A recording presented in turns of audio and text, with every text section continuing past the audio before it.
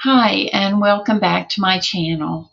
I'm PM Terrell, the author of Padlocked, and this is the 12th episode of Behind the Scenes in Writing the Book. This episode is about Bedzin, Poland, and I'll be using the American English pronunciation. Bedzin features prominently in the book. Max, who joined an underground chapter of the Hitler Youth and becomes a Nazi collaborator after the invasion, was born there. Hank and Rafe, two photojournalists caught between armies during the invasion, are brought there by the Polish army and are later kept there by the Nazis. Bedzin is a real city in Poland located south of Krakow. In 1939, before the Nazi invasion and occupation, the population was around 50,000. Over half that number were Jews. Many of the Jewish families had been in Bedzin and the surrounding area since the 13th century, or 700 years before the Nazis invaded. Bedzin was a vibrant city prior to the invasion.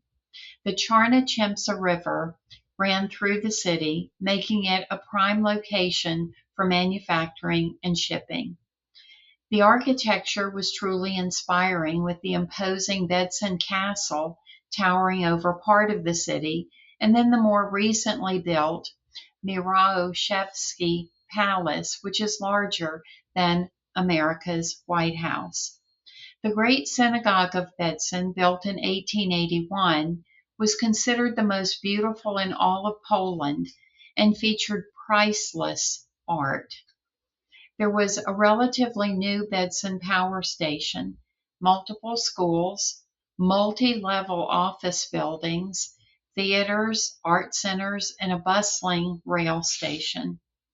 It also boasted fortified medieval town walls, which were of no help with the Nazi invasion.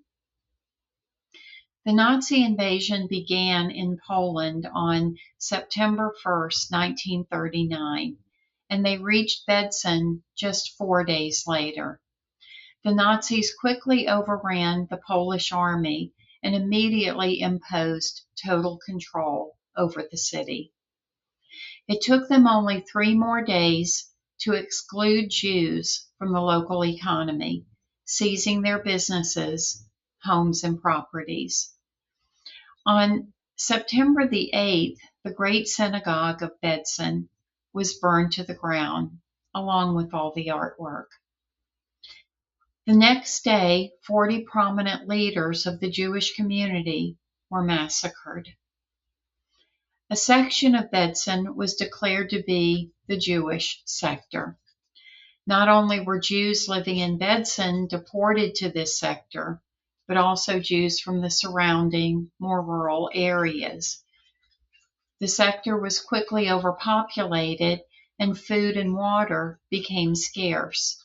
By 1940, it was called the Bedzin Ghetto and fell under the Gestapo. Eventually, many of the Jews were transferred to a forced labor camp that sprang up from an old Russian prisoner of war facility just north of the city, eventually becoming known as Auschwitz-Birkenau. In Padlocked, Max rises in the role of a collaborator, based initially on his foreign language skills and ability to oversee journalists sending propaganda back to Berlin. He rises even further throughout the book, based on the choices he makes. Eventually, his decisions will lead to Jewish murders and his own mother ending up at Auschwitz. Meanwhile, Hank and Rafe are forced to provide propaganda pictures for Berlin, ranging from Jews smiling and happily working in the Bedzin ghetto, which of course was pure propaganda, to covering an exodus of Jews led outside the city to be massacred. They must make choices to stay alive and also to smuggle pictures of what was really happening in the city through the Polish underground resistance and hopefully reach the Western Allies. Today, the population of Bedzin is over 55,000, roughly what it had been in 1939.